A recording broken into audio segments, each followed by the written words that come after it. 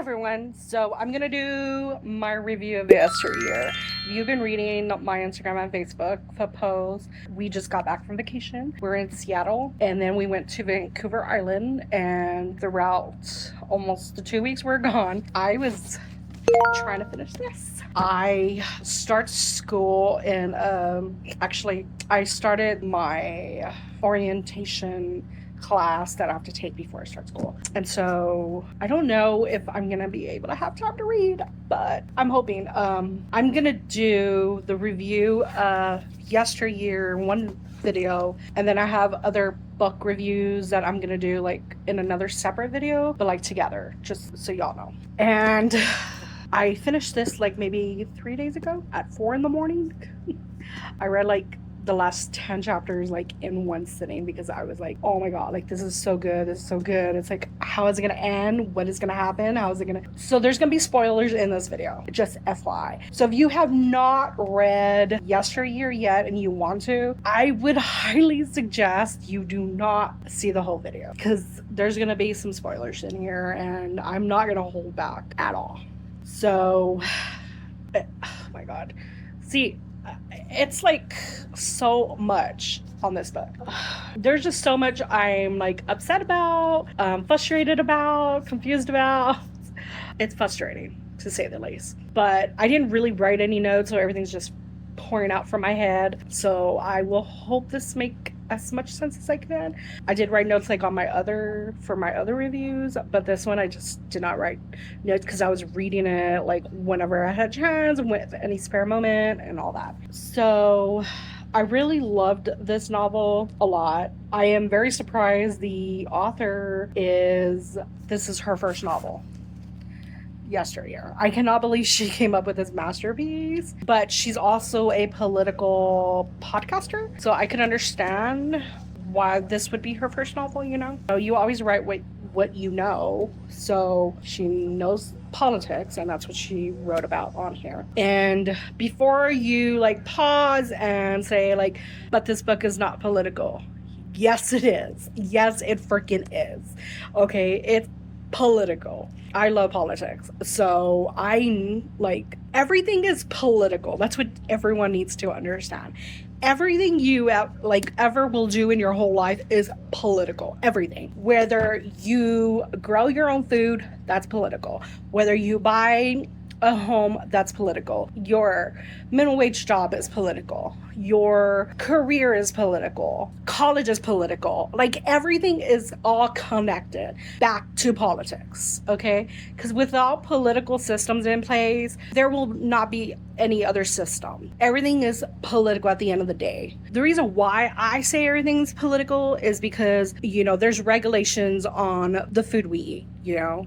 FDA, right? I don't even want to get into that, the whole Trump stuff. Anyways, I'm just giving examples why I think everything's political. So let's start with the book though, and why I think it connects back to politics, right? The book starts with the main person in the book. My brain is like, right now it's like not good. She basically wakes up like in the 1800s and is like, what is going on? You know, like she doesn't know what is going on. Like she can't recognize her children. She kind of recognizes her husband. Most of the kids she doesn't recognize, you know, and like, so it unravels from there. And then the other like intro of it is when she is the influencer, right? And so the influencer, she is a Tradwife influencer, which I find very fascinating. I am like kind of obsessed with the whole Tradwife thing. My fiance thinks I'm crazy about this. For me, everything that is like different than I am, that is what I find interesting. Like opposites, I don't know. I like to see things that are opposite of the way I live, okay? We don't live a traditional lifestyle at all. And so for me, it's just fascinating looking at traditional lifestyles and stuff. You know, the whole Tradwife thing is just really big right now. For me, it's very interesting. So I think that's why this book really, like, I took a liking to it right away, because I'm nosy, okay? I am nosy. I'm gonna be the first to admit I am fucking nosy. I'm nosy, okay? There's nothing I can do about it. I am just a nosy person. So for me, reading this book is like, okay, like, I want to know what goes on in people's brains that come from different lifestyle than I do, that I choose to live, right? And so she's this Tradwife influencer, and not everything is that seem as what it is. Nara Smith, anyone. This is funny because there's this interview that just came out last week about Nara Smith saying that she's not a Tradwife. Yes, you are. You're a fucking Tradwife. Sorry. You're a Tradwife. I don't care if you're a Nara Smith fan. Fine. Whatever. But she's a Tradwife. And what she's promoting is super toxic. So this influencer, what she's promoting is super toxic, not true, not real, but her followers, like, just eat it up, you know? I admit, like, her father-in-law is a political guy, right? He's a senator, I believe, in the novel. It's kind of shocking that she doesn't really latch onto that as much because they're like so desperate to kind of like make a living. So her and her husband are trying to figure out like what they want to do with their life. Like her husband is a fucking loser, just a rich, spoiled loser, you know, will come from rich family, right? I thought she would have like latched onto that last name since her father-in-law is the senator and he is popular and stuff. So I thought she would have latched on, but she was organic in getting her followers. But she's not being truthful. She is not a housewife, but she's presenting herself as a housewife, as a traditional housewife. And then like she grows and grows her following and she starts making all this money on Instagram. Really, I think they talk about Instagram. I think that's where she makes the majority of her money anyways, in the novel. So she starts like making her money, and it's on a false pretense because online she's presenting herself as like this baker, you know, as this cook, as this homemaker, Tradwife, where her husband is the one that's like maintaining the farm, and she goes and gets her eggs. Like everything's just so delicate and feminine and just so like precious and beautiful and white, like lily white. Like we just marry within each other so the whiteness can continue, that type. And like that kind of stuff is very fascinating to me because as a Latina, Mexican American, and then I'm marrying a white person, so like we, you know, don't fit that perimeter. My fiance does. He's a white person, and so I just find it like fascinating that her and her husband, they have this very like lily white lifestyle, and like everything is just so perfect and beautiful and just white and all that. And like, you know, look at me, I'm this precious homemaker wife. I make sourdough starter and I milk cows and I help my husband milk the cows and stuff like that. While behind scenes, she's kind of like a progressive in her thinking because she doesn't really believe in what she's selling. Like she's so good at pretending. She's a very good actress at pretending and selling this lifestyle that's so unattainable. She's selling herself as, I don't have no help on the farm. Meanwhile, her husband has, let's just say they went to Home Depot to get workers. That's it. Okay? Yeah.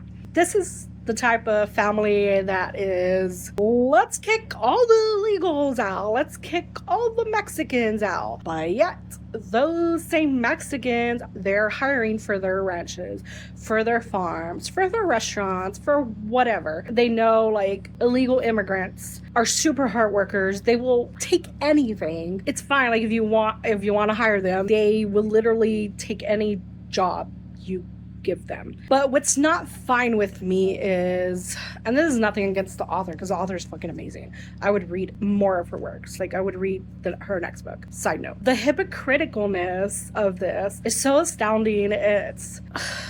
It just hurts, you know, being like Mexican and then you don't like my people, but they're okay to be your workers. I will say modern day slavery, okay? That's what that is.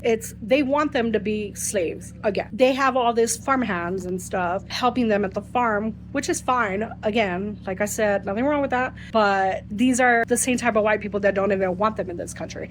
But yet they want them to be their slaves. So it's like, pick a lane, you know? Pick a fucking lane. Let's make them legal. I can go on that tagnet. Like, I am pro-immigration. I'm actually pro-open borders, and I don't care if you don't want that, that's fine. That's your opinion. Borders are made up by people, okay? By white people, actually, by colonizers, okay? That's why I'm pro open border, because no country should have borders.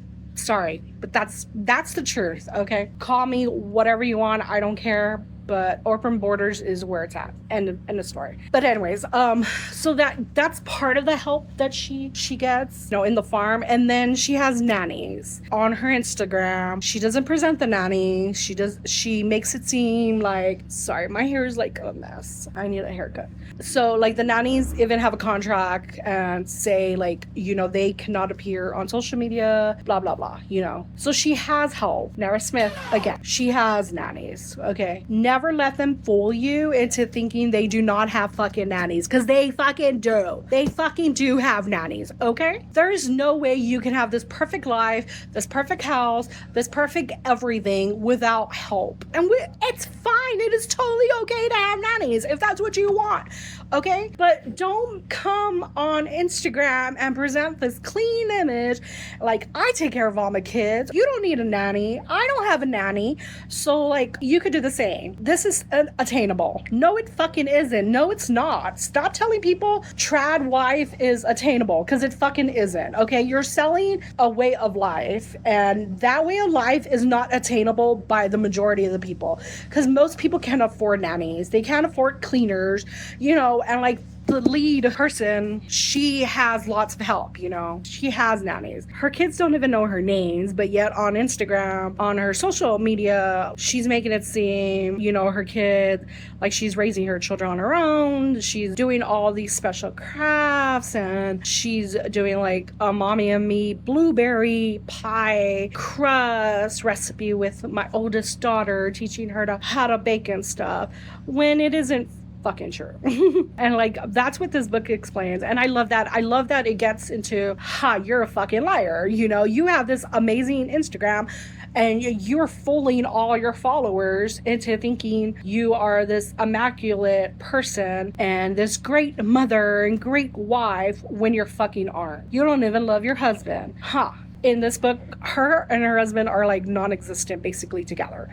It's very much like she got married out of obligation because of the way she was raised. That's another issue. The way she was raised by her mom, and she was raised in like evangelical family. So her dad left the family, supposedly. At the end, we find out why. It's not the dad's fault. It's such a taboo in like the church that the mom makes up this lie and basically tells the kids, which is one of the influencer is now the grown adult, tells like her mom tells her basically like, your dad died, when in fact he did not die, but because it's very taboo to get a divorce or to get a separation than a death. Like if your husband dies, it's in the church, it's not taboo, because in the Bible it says take care of the widowers, take care of the orphans and stuff like that. And so that's like another thing that the author highlights, and I like that part, like the hypocriticalness of the evangelical church. Don't even get me started in the evangelical church, or any church for that matter. That's why I don't go to church, because it's all hypocriticalness. It really fucking is. There's most evangelicals, first of all, they probably want me dead. I'm too brown for them, probably. I don't fucking know. But they don't like anyone that's different than they are. Let's just say that. So that's another thing like that she brings up, the whole evangelical, like basically lying to your church and like, or just to society in general, and saying, my husband died, when it wasn't even true. He just left. They just separated. Because it's such a big issue to divorce. So the influencer on here, she reflects a lot on her life, on how her life would have turned out if she didn't marry this guy and have all these children. And I think she's very jealous of like single women, or just like career women in general, or women that had choices, because she clearly didn't have choices. That's why she calls them the angry woman, her fans. And all along it's her that's the angry person, because she had no choices. She dropped out of like, I think it was Harvard, Harvard on a full scholarship. I would have never in a million years dropped out for a guy. Sorry, Ryan. I fucking love you, but I'm not going to drop out of Harvard on a full scholarship for anyone, including the person I love most in the world, you know? I mean, why couldn't she just finish her 4 years? Like, she was already gonna be, I think, a junior, so it's like, it's not like she had much time either after. You just had 2 more years. So like, that's one of the things that she ruined on her own. And so I think that is one regret she had. And it's just like, it doesn't spell it out, but from what I've gathered on the novel, and maybe I'm like thinking too hard on this novel, but or looking into it too much, but I think, you know, that is one of her regrets, you know, that she didn't have that choice. She just ended up getting married when she did in fact have that choice. She didn't have to drop out and get married, or she could have stayed in school and just, like, you know, finish. And she thought, like, getting married to this guy that comes from family money, his dad is a senator, you know, will be set, like, for life, blah blah. It turns out, like, her husband that she chose from this family is like a dud.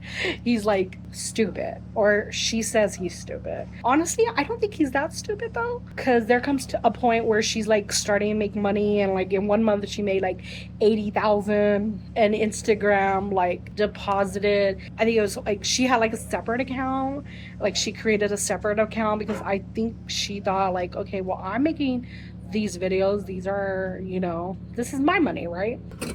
She's married, and coming from the legal world, you should never hide money from your spouse. It's considered marital funds. So those marital funds, like, her husband finds out from their accountant. You see how these people are fucking rich? Who has an accountant? Only rich people do. So anyways, so he finds out from the account, like, half the money is going to this, like, funneling through this other account, and he's like asking her, you know, in a sly way, but I see right through it, and I think she does too. So she's like coming with the conclusion, like, okay, I guess I shouldn't do this. Maybe, I think she was like trying to divorce him all along, and so she's like, okay, if I make enough money and can, you know, save like 90% of it, you know, or whatever, and just put a little bit in the joint account, in their marital funds, then eventually I could leave him. I think that was like what she wanted to do, and he saw right through that, and she had to fix it, you know. I mean, there's a workaround that she could have, yeah, it's fine to have your own account. She could have had her own account, which is totally legal. And she could have just told him, like, yeah, I have a separate account. That's just mine. And since I'm making these videos, I also am going to have expenses that come with my business. And so I need to be able to invest back in it, you know, stuff like that. Like, there's just so much work around that. But I saw right through that, like, where I'm thinking in my head when I'm reading that, I'm like, he's not as stupid as she was thinking he is, you know. He's kind of sly a little bit. And so that comes to the part where I think she's an unreliable narrator, and a lot of people picked up on that too. There's this like overall theme that is very like it kind of starts subtle, but it like continues on, and it's kind of like this whole, like, her mom's always telling her, like, why can't you just be nice? So I feel like from what her family is telling her, I guess she's just not a nice person.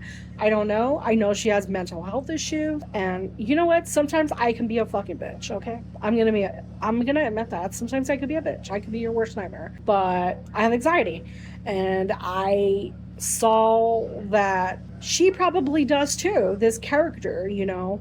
I saw that she probably has depression. I'm pretty sure she has postpartum depression. But since they don't believe in any of that, she is like basically made to suffer, you know? So, what was that noise? I just heard something weird. Yeah, so like, I just feel like her postpartum depression like led her to like spiral. I'm not a psychologist. I'm just going off of what I feel. So I have anxiety, and sometimes that could come off as being a fucking bitch. Sometimes I don't mean it to. I might just be like, I'm very blunt too. I'm gonna tell you how it is, and if you don't like it, too bad. That's like the type of person I am, and I'm working on it. I'm in therapy. Thank God for that. But I believe in therapy. I believe in medicine. You know, I believe in modern medicine, which Natalie Mills did not. Nara Smith probably doesn't either. Besides, like, her mother-in-law was giving her, like, slipping her medicine. Mother-in-law was a freaking alcoholic, anorexic type of person, type of character. I feel like she was getting, like, medicine illegally, which is not good. So she was slipping Natalie that type of medicine, like, under the table, basically. That's not even prescribed for her or anything. You should not take anyone else's medicine that's not prescribed for you, especially not prescribed for you. A mental health medicine. She had so many episodes where it's like, okay, she's so out of touch of reality, you know, which comes to the end of it. The end of the book. Okay. I love the end of the book. I know a lot of people didn't, but honestly, it wrapped up very nicely, and it wrapped up like believable. I have watched many YouTube like documentaries on what the ending touched, where it's this nightmare scenario that these children are going through. They're being saved by, you know, by their older sister. So again, I'm just gonna call her Clem. She is the oldest child from this family. By the time she creates like this alternative 1800 Perry stuff, Clementine is already of age. She takes herself and her older siblings and they leave the ranch, right? And so her and her husband, Natalie and her husband, basically make up another family. Basically, it's weird. It's like you have Clementine and her siblings, right? And then Natalie and her husband make up another family, right? The difference between how these children were raised is astounding. You have like Mary, that's the oldest from the second part, right? Mary doesn't realize how badly, first of all, she doesn't even realize the year. She thinks it is like the 1800s, 1700s. And it really isn't. It's modern times. So she doesn't realize, like, she's been lied to her whole fucking life by these monsters. And so I've seen documentaries like that where, not like in that aspect, but in the aspect where, you know, these influencers are exploiting and abusing their family behind closed doors. So you get like two versions, like the polished white lily perfect family, right? That's on Instagram. And then you get the second part when the whole after Shannon debacle happens. She basically has like a mental breakdown, and so they create this other family, and this family is being so abused, so they're so malnourished, they're not fed right, they're not even vaccinated, which is so fucking sad. How can you not vaccinate your children in the fucking year of the Lord? Okay, we have all this modern medicine for a fucking reason. Okay, that's what pisses me off about that part, you know. Like poor Mary, she's the oldest, right? And so she's the one like looking after her siblings, and like they have, I think, 4 more children or something. Mary, and then Mauve is like the second little girl, and then there's 2 little boys, and so they have no idea like there's a world out there. The abuse and manipulation they told these children, because they thought they were protecting them, but from protecting them from the world. Like, what are you fucking doing? No, you're the nightmare. The world isn't. You're the fucking nightmare. And so, oh my God, this pisses me off, because this happens in real life. I've seen so many documentaries about this where, like I said, the influencer has exploited or abused their family, and like, it's sad. It's fucking sad. And most of these people are these white lily influencers that think they know more than science, that think they know more than doctors, that think they know more than law enforcement or lawyers or judges or CPS. You know, all this stuff is in place for a reason, to protect children from their own parents. That's why we have CPS. Yes, CPS is not perfect, okay? It fucking isn't. It's not perfect at all. But because it's so defunded by federal and state and local politicians, that's where we're at with it, okay? And so if our government ever got their shit together and we had like good government, like let's say a Mamdani style, right? Government in the federal level, you know, CPS could be a powerhouse. They could do so much better things if they were funded right, okay? And so that's why like these stuff exists, you know, to protect children from. And so finally like CPS gives like they serve Lucky, stop. So that's why I said in the beginning of my review, everything's political, because it freaking is. CPS is political, okay? Having judges in place that protect children and give the final authority to maybe the older sibling that can take care of these abandoned children, okay? That's political, you know? Lawyers, having lawyers that defend children, that's political. Where do we get laws? Politics. That's political. So everything is connected to politics. And so in this book, they finally the judge gives permission to Clementine to go retrieve these kids. And so she does and goes and she serves her parents with the documents and says, you know, I am here to pick up my siblings. Obviously, it was much more detailed than that, but you have to read it. So I thought that was really freaking cool, but also it's not fair on Clementine, or Clem. Okay, sorry. My dog is being a asshole. I love him, but he could be a jerk, you know? So as I was saying, it's not fair that Clementine has like no early adulthood, no teenagehood, because she has to raise these children that like basically the oldest has to clean up the mess that her parents created. And it's not a good mess to have, you know. I love that though, that the kids finally do get saved, because they don't also deserve to be there. And she basically made this ranch from a paradise to a hellscape, to this place where you just want to escape into the real world, because the real world is less scarier than this ranch that her parents made. The ending, I wanted to fucking cry, but I love that this author incorporated this ending in, because it makes the most sense. And I love that these kids are like finally, you know, out of there and they're saved. And then at the end, like there's this memoir by Mary, and she is basically the one that exposes the mom and exposes everything that she went through. Basically, she was lied her whole fucking life, and she thought they were in the 1800s. So the second half of the family didn't have any proper school. Actually, the first part didn't either, because like they were homeschooled. Like Clementine didn't even know what an ocean was.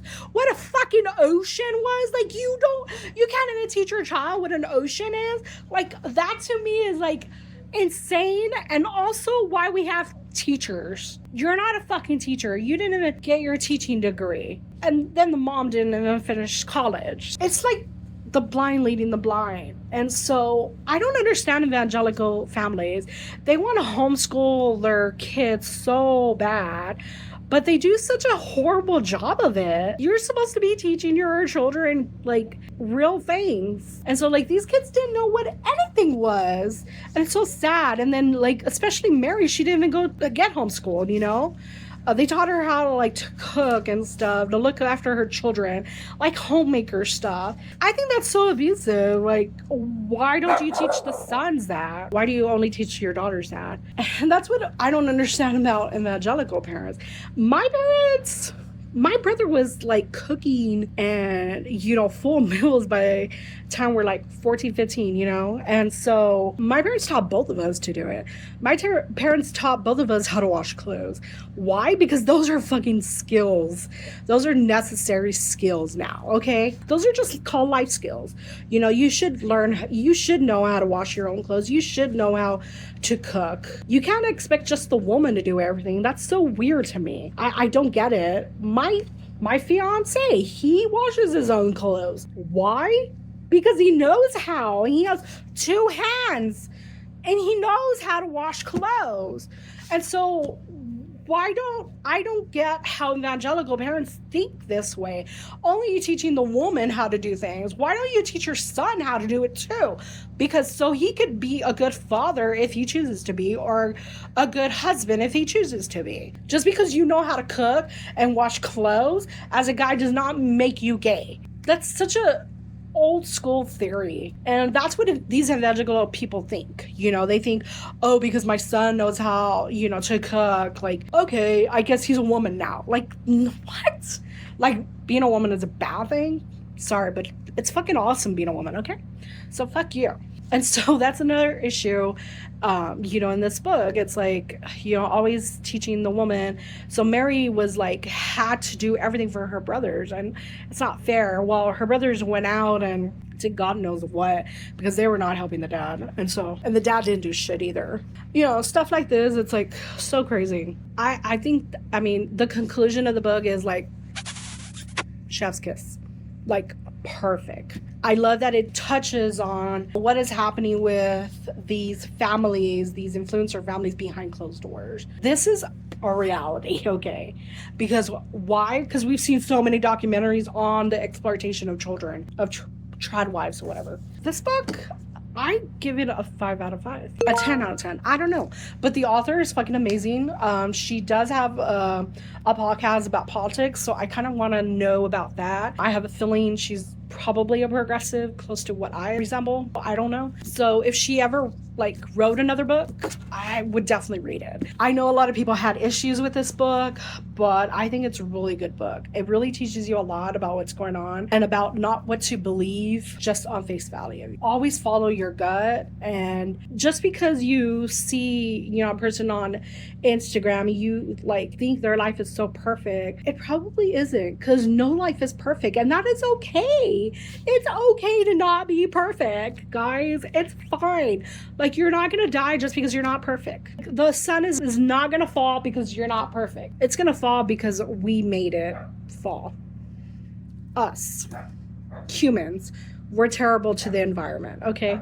And so with all that, this book is definitely political, and I could like say so much more. I can talk so much longer about this book. So please leave comments. Let me know what you think. Let me know if I'm just looking too much into this. I don't know. I mean, these are all my opinions, and enjoy this book. So yeah, it's called Yesteryear. I got this on my back in, I think it was March or something, and my book of the month. I have an unveiling to do of book of the month for, I think it's for July. So I'm gonna do that soon. I'm gonna do a video on that, and then I'm also gonna do a quick video on the stuff I bought in Canada and in Seattle. That's book related. We went to the Seattle Public Library. Oh my god, so awesome. They have like this amazing shop. It was so cool. And so got a bunch of stuff there. Ryan's mom bought us. Thank you. Yeah. And so there's a bunch of stuff that I'm gonna show in the next video, and then I'm gonna do an unboxing, and I'll see y'all soon. Bye.